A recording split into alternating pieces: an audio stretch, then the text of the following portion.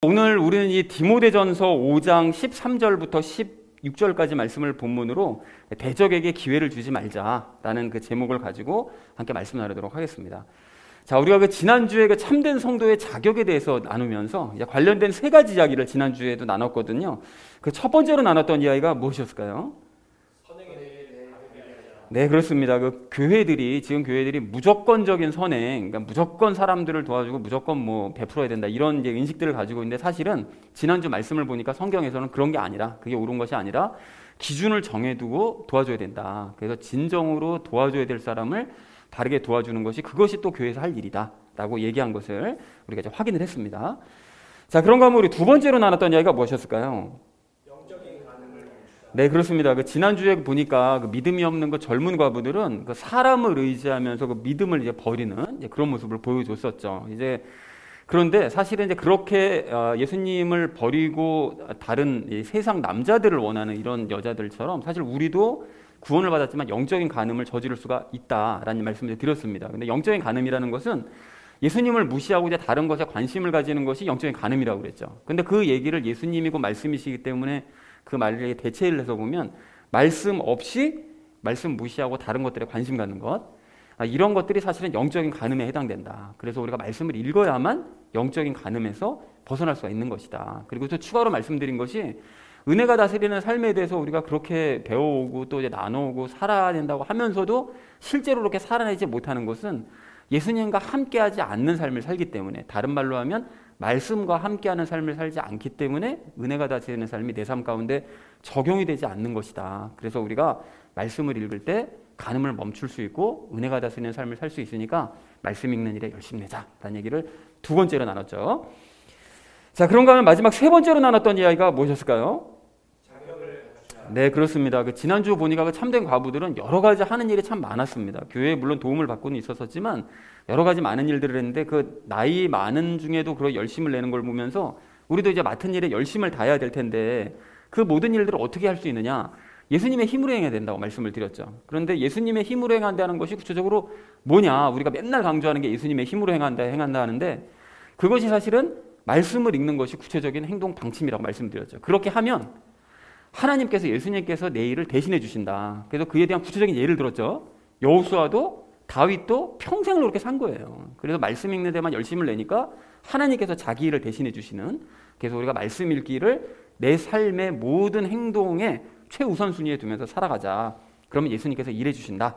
그래서 이 말씀을 믿고 행하시는 분들은 일들을 수월하게 해나갈 수 있는 걸 체험할 수 있을 것이다 라는 얘기를 마지막 세 번째로 나눴습니다. 그래서 사랑하는 우리 나눔 있는 교회 성도님들 모두는 말씀 읽기를 삶의 여러분 최우선순위에 두심으로써 영적인 간음 멈추시고 예수님의 능력으로 일을 하시기 바랍니다. 그렇게 하셔서 참된 그리스도인의 자격을 갖추시는 저와 여러분 되어지시기를 다시 한번 주님의 이름으로 간절히 축원드립니다. 지난주는 참된 성도의 자격에 대해서 우리가 나누는 시간을 가졌다면, 이번 주는 거짓 성도의 특징들에 대해서 이제 말씀을 하고 계신다라는 것을 확인하시면서 말씀을 보시면 좋겠습니다. 전체 주제를 이렇게 잡았는데요. 대적에게 기회를 주지 말자라는 그 주제를 가지고 각절 말씀 나누도록 하겠습니다. 먼저 13절 말씀 우리 함께 읽도록 하겠습니다. 또한 그들은 게으르게 지내는 것을 배워 집에서 집으로 돌아다니고 게으를 뿐 아니라 수다쟁이와 참견하기 좋아하는 자가 되어 자기들이 마땅히 말하지 말아야 할 것들을 말하나니 라고 말씀하고 있는데요. 여기서 말씀하시는 그들은 이라는 것은 지난 6절, 11절, 12절에서 말씀하셨던 그 젊은 과부들, 믿음이 없는 그 젊은 과부들, 그들을 이야기합니다. 근데 그들은 이제 게으르게 지내는 것을 배웠다는 거예요. 그러니까 이 사람들은 이제 교회의 도움을 이제 받게 되면, 그래서 아무 일도 하지 않고 이런 일들을 하는 거예요. 그래서 바울이 도와주지 말아라. 그런 사람들은 그러니까 도와주지 마라고 이제 얘기를 하는 것이죠.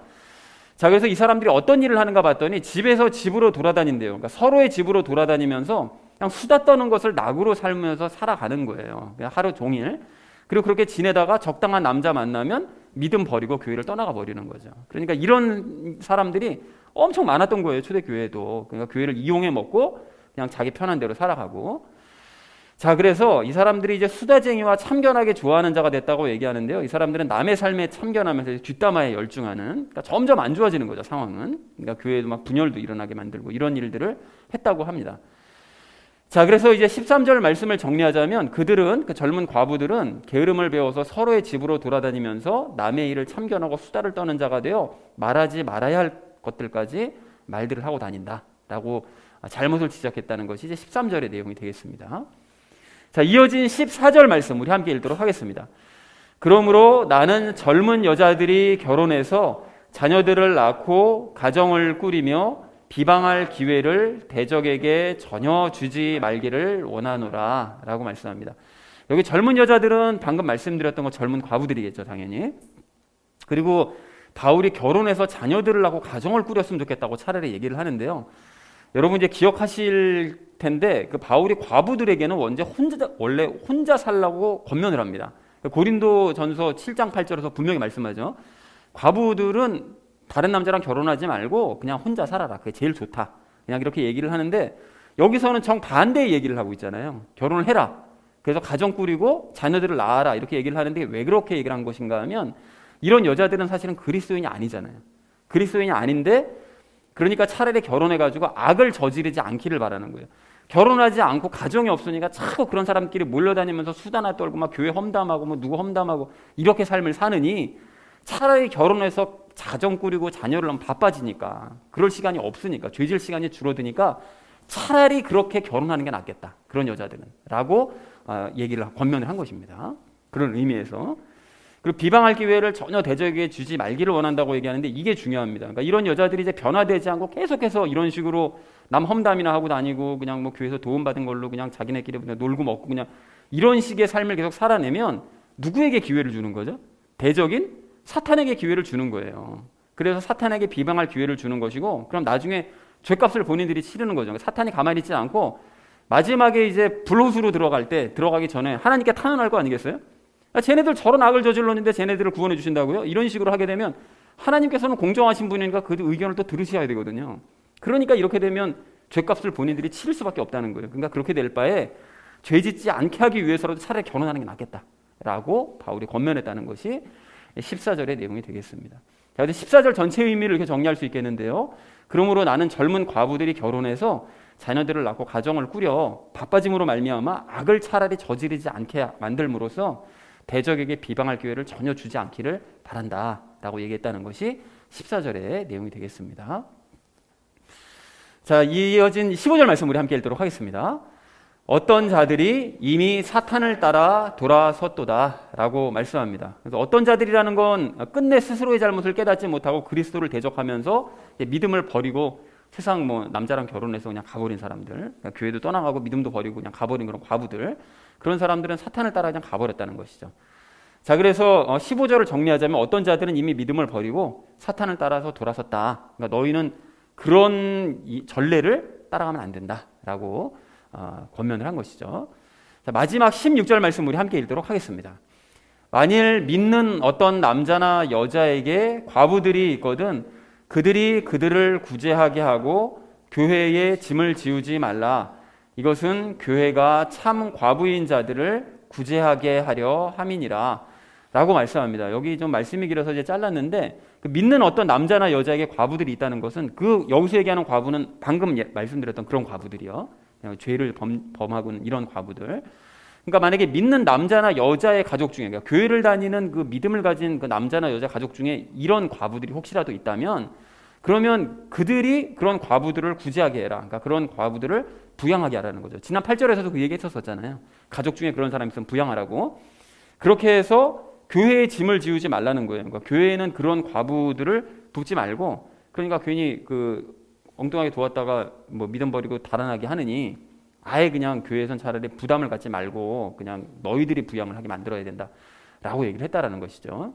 그래서 하반절 말씀을 보면 교회는 그런 과부들이 아닌 참된 과부들을 더 돌봐야 되기 때문에, 그거 집중해야 되기 때문에 그렇게 범죄하는 과부들에 대해서는, 믿음 없는 과부들에 대해서는 도와줄 생각을 하지 말아라 라고 얘기했다는 것이 16절의 말씀이 되겠습니다. 그래서 16절을 정리하자면 이렇게 정리할 수 있겠는데요. 만일 성도들의 가족 중에 위와 같은 과부들이 있다면 그들이 과부들을 부양하게 하고 교회에는 부담을 주지 말아라. 그것은 참된 과부들을 더 돕기 위함이다 라고 얘기했다는 것이 16절의 의미가 되겠습니다. 자, 오늘 내용도 그렇게 크게 어렵진 않았는데요. 정리하자면 믿음 없는 젊은 과부들은 게으름을 배워서 집집마다 돌아다니며 수다와 참견에 열중을 한다. 그런 자들은 결혼해서 가정 꾸림으로써 대적에게 비방할 기회를 주지 말아야 된다. 어떤 자들은 이미 사탄을 따라 가버렸기 때문에 경각심을 가져야 된다는 거죠. 이렇게 아차하면 이렇게 된다. 자, 그런데 만약 성도의 가족 중에 그런 과부가 있다면 그 성도들이 부양하게 하고 교회는 그들을 돕지 말아라. 이는 참된 과부들을 더 도와주기 위함이다. 라고 얘기했다는 것이 오늘의 내용이 되겠습니다. 이게 시대가 2000년 전 얘기인데 요즘 얘기하고 있는 것 같죠. 그러니까 옛날이나 지금이나 다를 게 없어요. 다를 게. 자, 그래서 오늘 이제 말씀을 이제 보면 본문에서 말씀하신 젊은 과부들은 교회를 혼란스럽게 만든 사람들이었어요. 그러니까 믿음은 없이 그냥 교회만 왔다 갔다 하는 사람들이었는데 이런 사람들이 교회를 막 혼란케 하다가 막 누구 비방하고 막 험담하고 막 서로 짝짝꿍이 돼가지고 막 이렇게 해가지고 하나 된 것처럼 막 해가지고서는 했는데 믿음 버리고 세상으로 가버리면 그럼 남아있는 사람들은 막 혼란스러운 거죠. 이게 뭐지 이거? 막 이렇게 되는 거죠. 그러니까 더 교회가 막 혼란스러워지고. 그래서 우리는 이런 여자들을 반면교사 삼아서 자기 성찰의 기회로 좀 삼을 필요가 있을 것 같습니다. 그래서 오늘 우리가 적용 시간에 3가지 이야기 나눌 건데요. 첫 번째는 게으름에 대해서, 두 번째는 말에 대해서, 그리고 세 번째는 사탄에게 빌미를 제공하는 것에 대해서 각각 말씀을 나누는 시간 가지도록 하겠습니다. 자, 그래서 오늘 주제요. 대적에게 기회 주지 말자라는 것을 주제로 나머지 이야기는 삶에 적용하면서 말씀 나누는 시간 가지도록 하겠습니다. 대적에게 기회를 주지 말아야 될 우리가 오늘 첫 번째로 함께 나눌 말씀은 게으름을 버리자는 것입니다. 여러분, 그리스도인들은 이 게으름을 경계해야 됩니다. 정말 이제 부지런할 필요가 있어요. 그리고 게을러지면 어떤 형태로든지 반드시 문제가 생길 수밖에 없습니다. 그 삶 가운데. 여러분, 그래서 오늘 13절 말씀을 좀 보십시오. 그 믿음이 없는 그 젊은 과부들은 게으름을 배웠대요. 그러니까 이게 뭔 소리냐? 같이 다니는 그 한 패거리로 다니는 그 과부들이 다 게으르게 사니까 그냥 자기도 그렇게 살아도 된다고 생각하는 거죠. 그러니까 자연스럽게 그런 걸 이제 배우는 거예요. 그래서 그런 사람들이 이제 집집마다 돌아다니면서 남들 뒷담 하나 하고 수다나 떨고 그냥 이런 그런 낙으로 그냥 살았는데 그 결과가 어떻다고 말을 하죠? 15절을 보니까 사탄을 따라간다는 거예요. 그렇게 살면, 그렇게 게으르게 그렇게 그냥 그런 식으로 살면 결국 사탄 따라간다고. 그러니까 이런 사람들은 사람에게만 집중한 거잖아요. 그러니까 나쁜 의미로, 안 좋은 의미로 뭐 사람에게 뭐 도와주려고 집중한 게 아니라 그냥 뭐 험담하고 막 그걸 비방하고 막 이런 목적으로 사람에게만 집중하다 보니까 당연히 하나님께 집중하는 거는 게을러질 수밖에 없죠. 이제 그러다 보니까 결국 사탄 따라가게 되는 이렇게 되더라는 것입니다. 그래서 예수님께서도 게으름을 아주 싫어하셨어요. 그래서 여러분 그 마지막 심판 때 구원받지 못한 사람들에게 예수님께서 이렇게 말씀하실 거다라고 말씀하시면서 마태복음 25장 26절에서 뭐라고 얘기를 하죠? 그 구원받지 못한 사람들을 보고 악하고 게으른 종이라고 말씀하시잖아요. 악하고 게으른 종아. 그러니까 악하다는 것은 우리가 항상 얘기하듯이 예수님과 함께하지 않고, 그죠? 그리고 게으르다는 것은 하나님과 그분의 말씀에 전혀 열심 내지 않고 그 게으름 삶을 살아가는 거. 이런 것들을 아주 무섭게 책망하시더라는 거예요. 근데 반면 구원받을 사람들에게 뭐라고 말씀하시느냐? 선하고 신실한 종이라고 말씀하시잖아요. 선하다는 건 예수님과 함께하는 사람, 그리고 신실하다는 건 믿음이 충만한 사람들, 이렇게 칭찬을 하시더라는 것입니다. 자, 그런 의미에서 우리가 이제 은혜의 삶을 안다고 하는 이제 우리도 이제 주의해야 될 점이 무엇인가 하면 제가 항상 강조하는 게 뭡니까? 은혜의 삶을 정말로 오해하지 말아야 될 것 중에 하나가 뭐냐면 예수님께서 나를 대신해서 모든 일을 다 해주신다. 이렇게 하다 보니까 나는 그냥 아무것도 안 하고 그냥 편하게 놀고 먹으면서 내가 하고 싶은 대로 행하면서 살고 내가 그냥 원하는 대로 살아가면 된다. 그게 은혜의 삶이야. 이렇게 오해하면 이게 절대로 안 된다는 거예요, 여러분. 여러분, 그게 바로 틈새를 노려서 우리를 게으르게 만들려는 사탄의 계략이요 전략이에요. 그 틈새를 노리는 거예요. 헷갈려 할 때 틈새를 노려서 야, 쉬어도 돼. 야, 아무것도 안 해도 돼. 무슨 말 기도를 왜 해? 알아서 다 해주시는데 이런 식으로 틈새를 노리는 거예요. 깜빡 넘어가는 거죠. 생각해 보세요, 여러분. 지난주에 우리가 말씀드렸던 그 요한복음 6장의 무리들이 딱 그런 사람들 아니었습니까?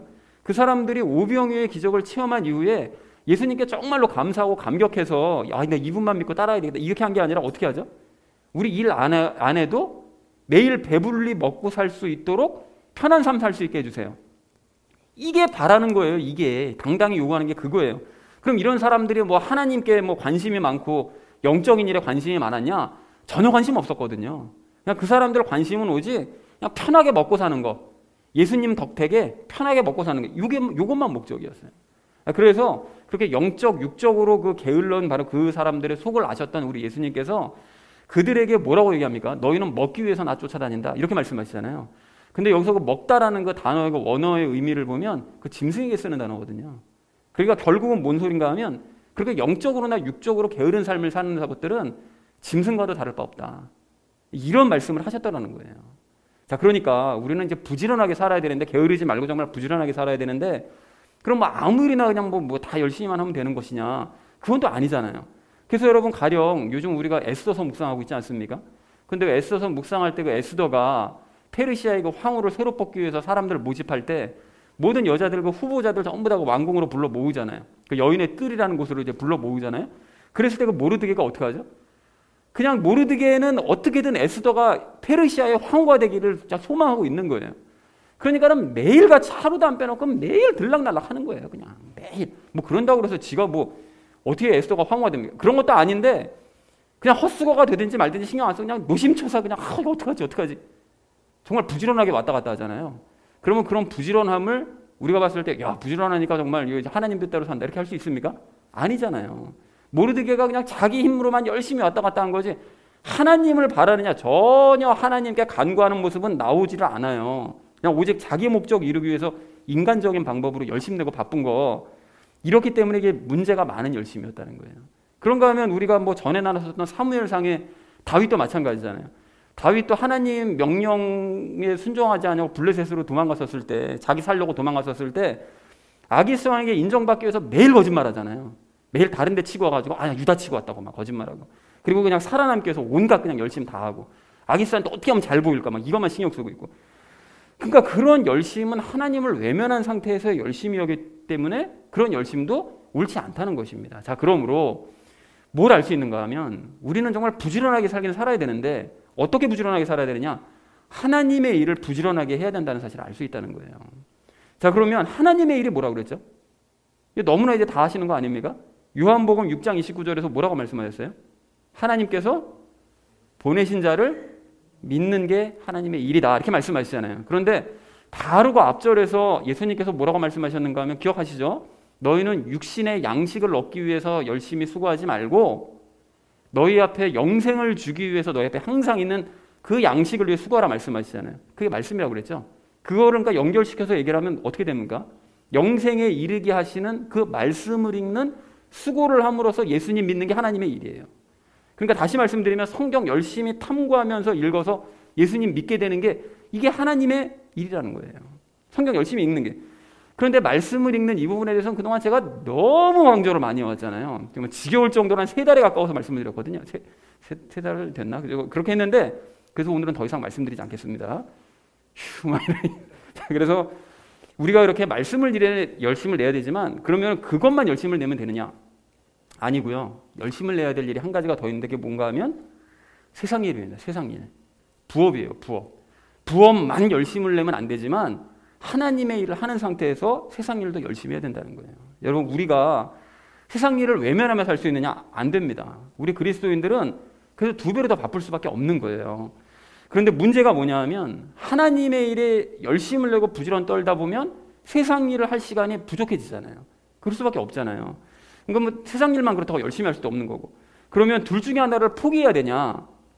아니면 뭐 그러려니 하면서 그냥 세상 일은 될 대로 되라 하고 그냥 내버려두고 그냥 뭐 나는 성경 말씀만 그냥 읽고 있겠다 뭐 이렇게 하면 되느냐?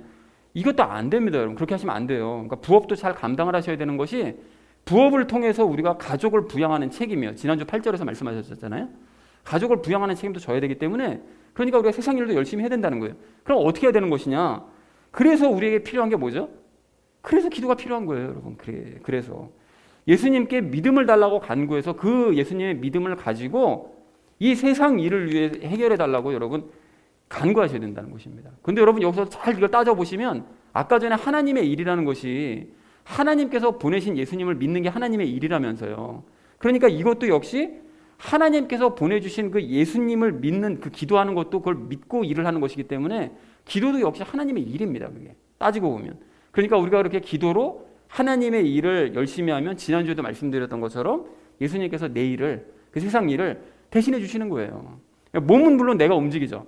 근데 그 모든 일들을 그 앞에 장애물이 될 만한 거 다 쳐주시는 게 눈에 보여요. 탁탁 쳐주셔가지고 수월하게 그 길을 갈 수 있도록. 그러니까 말씀 읽기와 기도로 하나님의 일을 부지런히 하면서 살면 세상 일은 예수님과 함께 수월하게 감당해낼 수 있게 된다는 것입니다.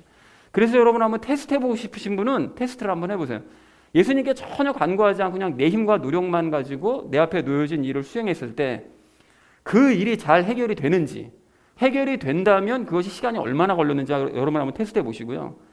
반대로 내가 그 일에 열심을 내는 것이 아니라 성경 말씀 읽고 기도하는 일에 더 열심을 낸 상태로 그 일을 냈을 때 그 일이 어떤 식으로 해결이 되는지, 또 해결될 때까지 시간이 얼마나 걸렸는지를 여러분 비교해서 한번 일기에 한번 적어보세요. 적어보시면 말씀드리지 않더라도, 결과를 말씀드리지 않더라도 뭐 결과가 예상이 되잖아요, 여러분. 여러분 그렇다면, 그거를 아시겠다면 하나님의 일에 먼저 힘쓰는 우리가 되기를 소망합니다. 아예 습관을 들여버리셔야 되는 거예요. 그리고 이렇게 하나님의 일을 열심을 내므로써 세상 일을 넉넉하게 감당했던 사람들에게는 뭐 셀 수 없이 많아요. 뭐 이거 다 말씀을 드릴 수가 없습니다. 근데 뭐 멀리 갈 것도 없이 요즘 말씀드리는 거 참된 과부들이요. 그분들 보면 5절, 10절 보면 그런 삶을 살아갈 때 말씀과 기도로 하나님의 일을 열심을 내니까 예수님께서 바쁘신 거예요. 그 과부들 먹여 살려야 되니까. 그 공중 나는 새만 먹이십니까? 공중 나는 새를 먹이실 정도면은 이거 우리가 얼마나 귀한 사람들인데 더 열심히 먹이시지 않겠어요? 그러니까 우리가 젊은 과부들이 열심을 내니까 그 필요를 채우시기 위해서 예수님께서 열심히 일하시더라는 거예요. 그리고 지난주에 말씀드렸던 여호수아와 다윗도 그런 식으로 일평생 살았던 것이고요. 바울도 우리가 이미지를 보면 야, 그렇게 어떻게 초인적으로 그렇게 많은 일들을 할 수 있었지 싶잖아요. 그 비결이 바로 말씀과 기도예요. 그 사람도 결국은 그것에 열심을 내니까 상상도 할 수 없는 그 수없이 많은 일들을 예수님께서 바울을 위해서 해주시더라는 것입니다. 자, 그래서 사랑하는 우리 나눔 있는 교회 성도님들 모두는 게으름이라는 옛 습관 여러분 버리시고요. 부지런하게 사시되 무엇보다 하나님의 일에 부지런하시기 바랍니다. 그렇게 하심으로써 예수님과 함께 세상 일도 넉넉하게 감당하시기 바랍니다. 그래야 이 마지막 심판 때 예수님께 선하고 신실한 종아 칭찬받으시는 저와 여러분 되어주시기를 주님의 이름으로 간절히 축원드립니다. 대적에게 기회를 주지 말아야 될 우리가 두 번째로 나눌 말씀은 입을 통제받자는 것입니다. 입을 통제받자. 여러분 오늘 13절 말씀을 좀 다시 보십시오. 13절 말씀 보시면 그 믿음이 없는 젊은 과부들이 3, 3호 모여서 남들을 험담하는데 열심을 냈습니다. 그리고 그러한 여자들이 반성 없이 계속해서 그런 삶을 살면 그러니까 게으름과 마찬가지로 사탄을 따라가 버릴 수밖에 없다라고 이제 15절에서 이제 말씀을 하더라는 거예요. 그러니까 이 말이 정말 참 중요하다. 입을 정말 통제받아야 된다. 이런 사실을 우리가 알 수 있는데요.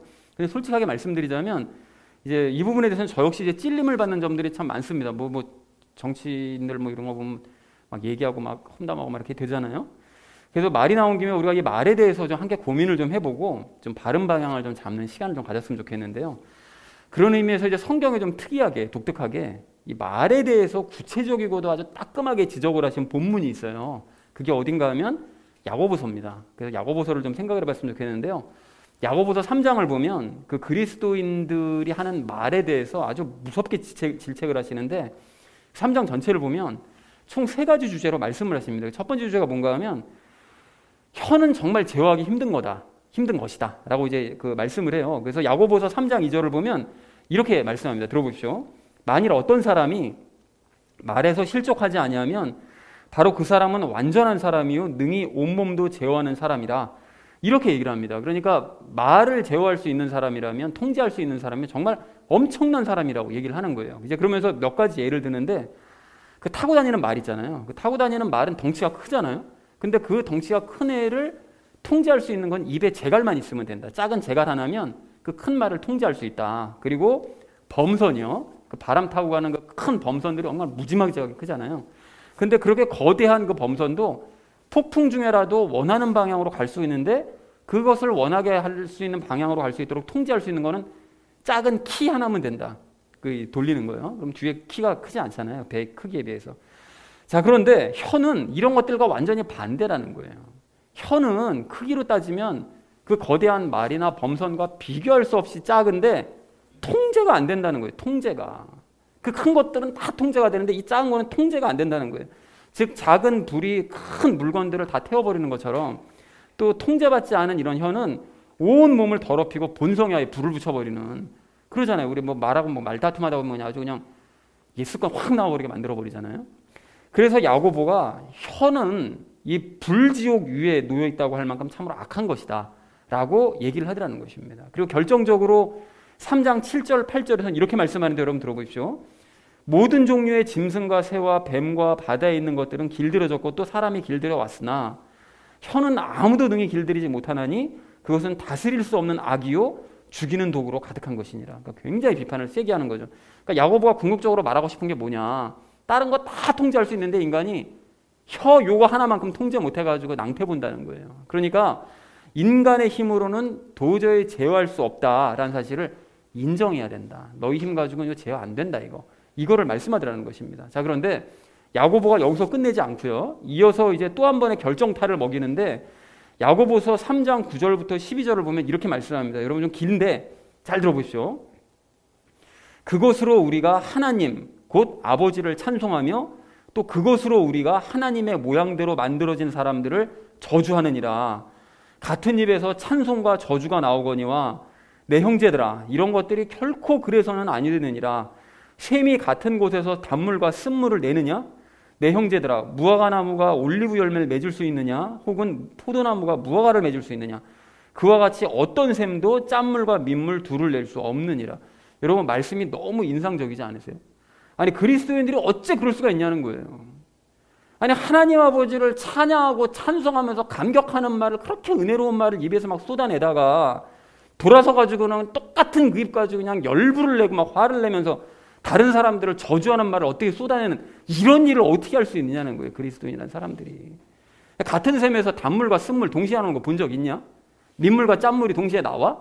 그리고 무화과나무가 올리브 열매, 그리고 포도나무가 무화과 내는 거 본 적 있냐는 거예요. 이런 말씀 볼 때마다, 그래, 야고보서 말씀 보면 찔림이 정말 엄청 많은 거예요. 괴롭고. 자, 그러면 여러분, 이렇게 우리가 한 입으로 두 말을 하는 경우가 사실 뭐 저도 그렇지만 여러분들에게 다 이런 경험 있으시잖아요. 그러면 이런 우리는 그리스도인이 아닌 것일까요, 혹시? 그리스도인은 이렇게 살면 안 된다, 이렇게 해서는 아니 되느니라 라고 얘기했는데 그렇게 살고 있으니까, 그게 현실이니까, 그럼 우리는 그리스도인이 아니냐는 거예요. 여러분, 우리가 영적인 원리들을 몰랐을 때는 이런 말씀을 볼 때, 그래, 이런 이중적인 삶을 사는 거 보니까 나 그리스도인 아닌가 봐, 나 구원받지 못했었나 봐, 이렇게 스스로를 자책하고 절망할 때가 많았었지만, 우리가 성경을 통해서 영적인 원리들을 깨닫고 나서는 이게 왜 그렇게 되는 것인지 설명할 수가 있죠. 예, 이게 물론 좋은 모습 아니지만 설명할 수가 있어요. 그리스도인이 구원을 받은 이후에도 이렇게 하나님을 찬양하다가 남들을 저주하는 이런 이중적인 모습이 나타나는 게, 이게 왜 그런다고요? 무엇 때문에 그렇습니까? 죄 때문에 그런 거예요, 죄 때문에. 그러니까 즉 예수님과 연합한 우리의 영은 늘 하나님 찬양해요. 하나님께 감사해요. 하나님 기뻐하는 말을 합니다. 선하고 아름다운 말들을 우리 영은 계속 해요. 그런데 죄에 익숙한 우리의 혼은 그런 사실을 믿지 않아요. 거부합니다. 그리고 여전히 과거에 익숙한 것에 따라서, 과거에 그렇게 살았으니까요, 사람들 저주하고 욕하고 험담하고 막 불평하고 원망하고 시기하고 질투하는 말, 이렇게 이중적인 모습이 드러날 수밖에 없다는 거예요. 자, 그렇다면 여러분 한번 생각해 보십시오. 그럼 우리는 이거 야고보가 얘기한 것처럼 혀를 제어하기 것이 안 되고 또 남 저주하는 모습을 보일 수도 있는 거니까, 그럼 뭐 어쩔 수 없이 그냥 이렇게 살아야 되겠네, 뭐 원래 구조가 그렇다며 이렇게 살아야 되느냐, 맞습니까? 안 되죠. 그러면 안 됩니다, 여러분. 우리가 죄 때문에 그럴 수밖에 없다는 사실을 인정은 해야 되지만, 그러한 모습이 나타날 때마다 찔림을 받고 반성을 해야 되는 거예요. 그리고 이러한 상태로, 그 좋은 상태로 돌이키려고 해야 된다는 것입니다. 내가 예수님과 연합한 이 영으로 이 혼을 아직까지도 제어하지 못하고 통제하지 못하는 것에 대한 부끄러운 모습을 가지고 있어야 된다는 거예요. 부끄러운 마음을. 그렇기 때문에 야고보도 야고보서에서 그렇게 잘못을 지적한 것이고, 오늘 바울도 13절에서 그런 모습을 책망하면서 지적을 한 것입니다. 자, 그래서 우리는 이러한 모습들을 이제 반성하면서 동시에 중요한 일을 해야 되는데요. 그 중요한 일이 뭐냐?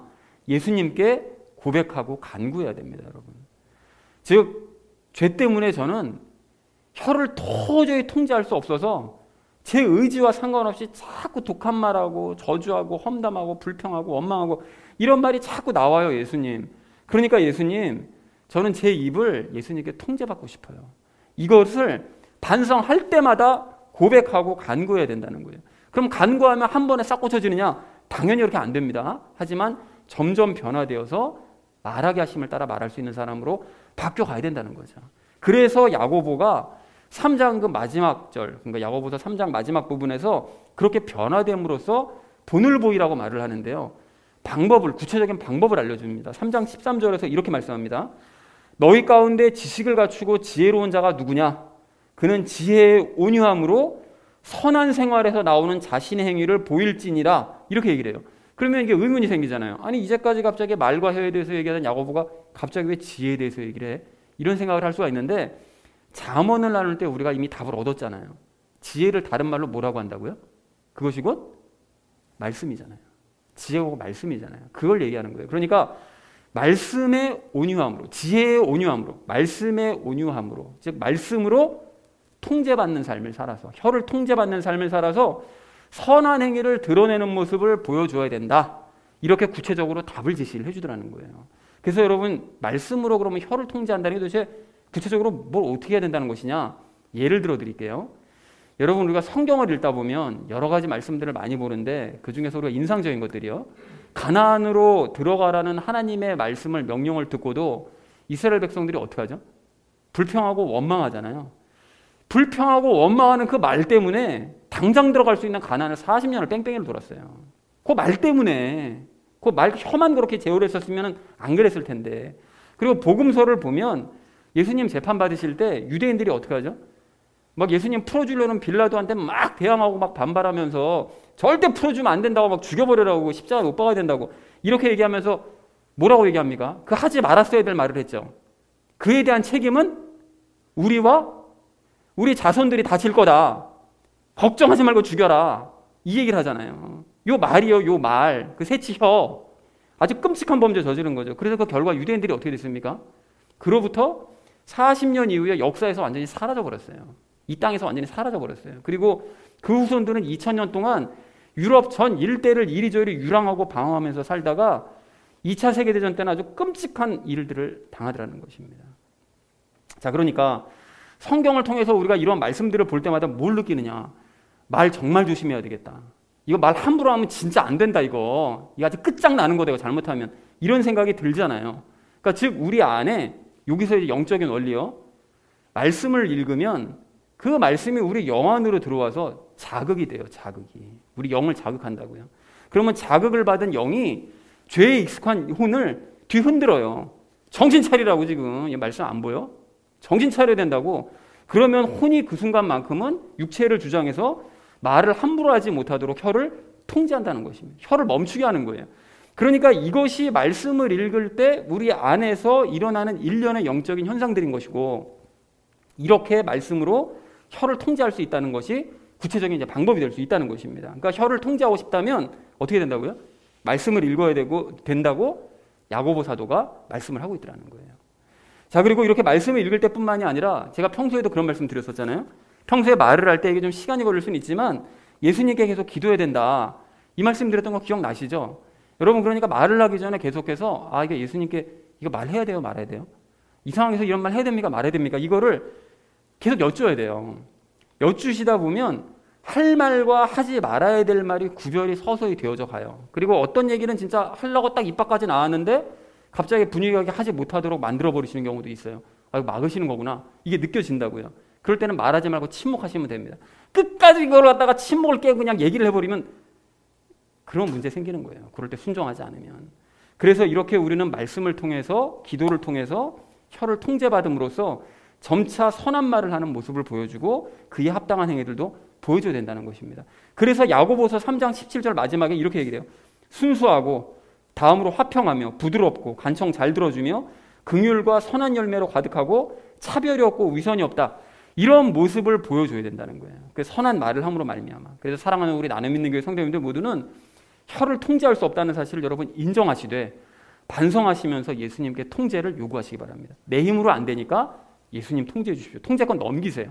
그렇게 하셔서 말씀과 기도로 꾸준하게 여러분 통제를 받으심으로써 방금 말씀드렸던 순수, 화평, 부드러움 그리고 뭐 선한 열매와 차별, 위선 이런 거 없는 것들 이런 모습 드러내시고 오늘 13절 말씀과는 정반대되는 삶을 살아가시는 저와 여러분 되어주시기를 주님의 이름으로 간절히 축원을 드립니다. 자, 대적에게 기회를 주지 말아야 될 우리가 마지막 세 번째로 나눌 말씀은 대적에게 기회 주지 말자는 것입니다. 여러분 14절 말씀 좀 보실까요? 보시면 바울은 고린도서에서 과부들에게 결혼하지 말고 혼자 살라고 이제 권면도 했다고 말씀을 드렸었죠. 그런데 오늘은 그 말씀을 보니까 정반대되는 얘기를 한 것은 그들이 믿음 없는 행위들을 자꾸 하니까, 악한 일을 자꾸 저지르니까 그럴 바엔 차라리 결혼을 해서라도 악한 일을 멈추는 것이 낫다. 이제 이런 의미로 이제 말을 한 것입니다. 그러니까 바울이 말하고 싶은 것은 이럴 정도로 사탄에게 기회를 줘서는 안 된다. 기회 주면 너희가 아주 그냥 큰일 치러. 이것 때문에 막는 거예요. 자, 그런데도 이런 사실을 깨닫지 못하고 계속해서 게으르게 지내고 말로 그냥 범죄하는 이런 일을 계속 저지른다면, 그리고 삶이 그것으로부터 전혀 나아지지 않는다면 어떻게 된다고요? 그런 사람은 예수님께 전혀 통제를 받지 않는다는 뜻이니까 믿음이 없다는 뜻인 것이고, 믿음이 없으니까 결국 15절 말씀처럼 사탄 따라서 지옥으로 가는 거예요. 그렇게 될 수밖에 없다는 것이죠. 그렇다면 여러분, 우리요, 구원을 우리가 받았다면 우리는 사실 근본적으로 뭐 게으르거나 게으름을 피우거나 또는 뭐 통제받지 않으면서 말을 그냥 막말을 막 하거나 이럴 수는 없어요. 근본적으로, 영적으로는 그렇습니다. 그런데 옛 습관들이 여전히 남아있을 수 있잖아요. 이제까지 그렇게 살아왔으니까. 그렇기 때문에 우리는 그런 옛 습관들마저 빨리 청산을 해야 됩니다, 여러분. 그래서 사탄에게 시비를 걸릴 조금의 기회도 주지 말아야 된다는 거예요. 그래서 여러분 아시다시피 다윗 같은 경우에 정말 하나님과 열심히 잘 동행했잖아요. 그런데 다윗이 그 끔찍한 범죄 저질렀을 때가 언제인지 기억하세요? 부하들이 전부 다 나와가지고선 전쟁하고 바쁘게 일하고 있을 때 혼자 왕궁에 나와서 게으름 피우고 있었잖아요. 그때가 문제라니까요. 그때 그 부하의 부인이 눈에 보이는 거 아닙니까? 그때 그 게으를 때. 그러게 되니까 정말 불신자들도 저지르지 않을 그런 끔찍한 범죄를 저지르고, 그래서 사탄에게 공격 기회를 주더라는 거예요. 자기가 준 거예요, 자기가. 그러니까 게으르면, 아무것도 안 하고 그렇게 게을리게 있으면 기회 주는 거예요. 그리고 아까 말씀드렸던 그 유대인들 같은 경우도 예수님을 죽이는 것도 모자라서 말로까지 범죄하니까 그 사탄에게 그 기회를 주더라는 거예요. 그 말 실수 한번 하면 사탄에게 옳다쿠나고 잡는 거죠. 걔도 이거 입만 사는 놈 아닙니까? 입 가지고 사람 죽이고 살리고 하는 놈이거든요. 그러니까 사람 말 실수하면 옳다쿠나고 잡는 거예요. 그리고 그렇기 때문에 다윗이나 유대인들은 그에 대한 대가를 이루 말로 할 수 없는 고난으로 아주 톡톡하게 치르더라는 것입니다. 물론 우리는 구원받은 사람들이기 때문에 뭐 지옥으로 갈 일도 없고 또 예수님 때문에 대가를 치를 일도 없긴 없어요. 없는데 안심하지 마셔야 될 것이 무엇인가 하면, 우리가 계속해서 게으르고 말을 통제받지 않는 그런 삶을 계속 살아간다. 그런 옛 습관을 고치지 아니하고 계속해서 그렇게 살아낸다. 이렇게 하면 예수님께서는 다윗이나 그 유대인들이 겪었던 일 못지 않은 고난의 영광으로 한가운데로 우리를 옛 습관 고치시기 위해서 집어넣으실 수도 있다. 대가 치르는 거랑 개념이 틀린 거죠. 하지만 똑같은 일을 당할 수도 있다는 것을 명심해야 됩니다. 그러니까 빨리 없애야 되는 거예요. 자, 그런 의미에서 우리가 마지막으로 좀 확인하셔야 될 것이 있는데, 여러분, 이게 은혜의 삶의 실체라는 거예요. 이게 뭔 소리냐? 예수님과 함께하는 그 은혜의 삶이라는 것이 뭐 그냥 마냥 기쁘고 즐겁고 뭐 장밋빛 가득한 미래로 뭐 이런 삶이 아니고요. 죄가 없으면 그렇게 살 수 있죠. 죄가 없으면. 그러나 죄 때문에 생기는 이런 여러 가지 문제점들 때문에 예수님과 함께 이 모든 것들이 살아가는 삶이 자꾸 부딪힘으로 이 모든 것들을 예수님과 함께 해결하고 없애가는 과정이라는 거예요. 그게 은혜의 삶이라는 거예요. 그리고 그런 삶을 살아야만 예수님과 함께하는 진정한 은혜의 삶을 누릴 수가 있게 되는 거죠. 죄도 안 없애고 옛 습관도 안 없애면서 예수님과 함께하는 은혜의 삶을 살고 싶다고요? 그런 삶은 존재하지 않아요. 이런 걸 없애가는 과정 때문에 예수님과 함께하는 삶을 살 수가 있는 거예요. 그래서 이런 삶이 자칫 장밋빛이 아닌 잿빛으로 가득한 삶이 될 수 있다는 것입니다. 그러나 우리가 그것 때문에 막 우울해하거나 슬퍼하거나 막 은혜의 삶이 뭐 그런 것밖에 안 되냐 막 실망하고 이럴 필요는 없어요, 여러분. 슬픔과 실망은 그런 혼에 치우친 그 감정에 우리가 하는 잘못된 판단인 것이고요. 우리는 그렇게 스스로를 돌아보면서 죄와 싸울 때 희망을 가져야죠. 내가 이렇게 죄와 싸우고 지금은 정말 걸치적거리면서 질척대면서 괴로워하면서 이렇게 삶을 살아가고 있지만, 이런 삶 때문에 거룩을 향해 내가 나아갈 수 있다는 희망, 그래서 예수님과 내가 더 가까워질 수 있다는 바로 그 희망, 그리고 예수님을 내가 닮을 수 있다는 바로 그 희망, 그거를 바라보면서 은혜의 삶을 기대하면서 이 현재 순간을 기뻐하며 살아내야 된다는 것입니다. 즉 변화되는 나의 모습 때문에 영의 기쁨을 누려야 된다는 거예요. 그게 진짜 기쁨인 것이고 그게 참된 은혜의 삶이라는 것입니다. 사랑하는 우리 나눔 있는 교회 성도님들 모두는 현재의 삶에 여러분 안주하거나 만족하지 마시기 바랍니다. 완성 안 됐거든요. 일평생 달려나가야 될 길인 거예요. 말씀과 기도를 통해서 죄를 이기심으로써 영적으로 육적으로 부지런한 삶 사시기 바랍니다. 또한 입도 열심히 통제받으시기 바랍니다. 그렇게 사탄에게 전혀 기회를 주지 않으심으로써 여러분 승리하시고 예수님과 함께 은혜의 삶을 살아내시는 저와 여러분 되어주시기를 주님의 이름으로 간절히 축원드립니다. 첫 번째로 나눴던 이야기가 게으름을 버리자고 그랬죠. 이것은 어떤 방식으로든 문제가 생긴다. 이렇게 하면 어떻게 하면요? 우리가 삶이 게으르면 어떤 방식으로든 문제가 생길 수밖에 없어요. 나타납니다. 예수님도 무엇을 싫어하셨다고요? 게으름을 싫어하셨습니다. 악하고 게으른 종아라고 말씀하세요. 그리고 이런 삶은 게으른 삶이 아니에요. 이 삶은 우리가 살아가는 강조하는 방금도 말씀드렸던 이런 삶, 은혜의 삶은 절대 게으른 삶이 아닙니다. 여러분 뭐 아무것도 안 해도 예수님이 다 하시니까 뭐 난 아무것도 안 하고 그냥 편하게 놀고 먹으면 돼. 이런 삶이 아닙니다. 여러분 예수님과 함께 살아가는 삶인 거예요. 그래서 이분을 외면한 채 부지런히 사는 것은 전혀 올바른 삶의 태도가 아니다. 누구죠? 당연히 예수님을 외면한 채 부지런히 살아가는 거, 자기 혼자 열심히 부지런히 살아가는 거 전혀 부지런한 거 아닙니다. 그래서 우리는 부지런히 살되 무슨 일을 부지런히 해야 된다고요? 인간의 일이 아닌 하나님의 일을 부지런히 해야 된다라고 말씀을 드렸고요. 우리는 이 일도 부지런히 해야 되는데 예수님께 기도해야 된다고 그러죠. 무슨 일이요? 세상 일도 하나님의 일도 부지런히 해야 되지만 세상 일도 부지런히 하되 예수님께 기도하면서 감당해내야 된다. 그리고 우리의 신앙 선배들은 모두 이러한 삶을 살아냈다. 다윗도 그랬고 여호수아도 그랬고 지금 우리가 보고 있는 그 과부들도 그랬고 다 이런 삶들을 살아냈다라는 사실을 알면서 게으름을 버려가는 우리가 되기를 소망을 합니다. 자, 우리 두 번째로 우리 나눴던 이야기가 입을 통제받자고 말씀을 드렸죠. 그래서 이것은 정말 제어하기 힘듭니다. 뭡니까? 혀는 정말 제어하기 힘든 게 이게 인정이 돼야 돼요. 그래서 우리는 혀를 제어할 수 없음을 뭐 해야 된다고요? 말씀드렸네요. 인정을 해야 됩니다. 이건 내 힘으로는 도저히 제어할 수 없다. 내가 어떻게든 해봐야지. 이러면 율법 되는 거예요. 근데 나 할 수 없다. 그러니까 이제 부탁을 해야 되는 거죠. 그리스도인은 한 입으로 두 말을 할 수 있다 없다? 있습니까 없습니까? 한 입으로 두 말을 할 수 있죠. 그죠? 이제 우리가 예전에는 한 입으로 두 말하면 그건 그리스도인이 아니야. 뭐 구원 못 받은 사람이야. 이렇게 얘기하지만 그거 아닙니다. 왜냐하면 그 영적을 몰랐을 때고 한 입으로 두 말을 할 수 있어요. 왜냐하면 영과 혼이 상태가 틀리니까 지금 그렇게 두 말할 수 있는 거죠. 그래서 이런 현상은 뭐 때문에 그렇다고요? 죄 때문에 이런 형상이 나타날 수밖에 없다. 영은 깨끗하기 때문에 찬양하지만 혼은 더럽기 때문에 저주하는 거예요. 이런 모습이 나타날 수밖에 없다. 자, 그리스도인은 이런 모습을 당연시하지 말고, 당연시하지면 안 되죠. 반성을 하면서 이런 모습이 나타날 때마다 반성하면서 예수님께 뭐 받기를요? 그렇죠. 통제받기를. 그래서 온유한 삶을 구해야 된다. 그리고 예수님께 통제받는 것은 곧 무엇으로 통제받는 것이라고요? 말씀으로 통제받는 것이죠. 그래서 그 과정을 말씀드렸습니다. 이것을 읽으면 우리의 영과 혼은 육신을 통제한다. 뭐라고요? 말씀을 읽을 때 아까 전에 말씀드렸잖아요. 말씀을 읽으면 영이 자극받고 자극받은 영이 혼을 뒤흔들어 깨우면 혼이 육신을 통제하는 거예요. 그러니까 우리가 근데 이게 없으면 통제가 안 되는 거죠. 뭐 내 생각 가지고 의지 가지고 막 해보려고 안 되잖아요. 할 수 없다면서요. 아까 전에 1번에서 그죠? 그러니까 말씀을 읽는 이 재료가 있어야만 우리 안에서 원활하게 일이 이루어진다. 그러니까 반드시 통제받고 싶으면 이렇게 해야 된다는 사실을 알고 통제해야 됩니다. 그래서 우리는 말하기 전에 누구께 여쭌으로써요?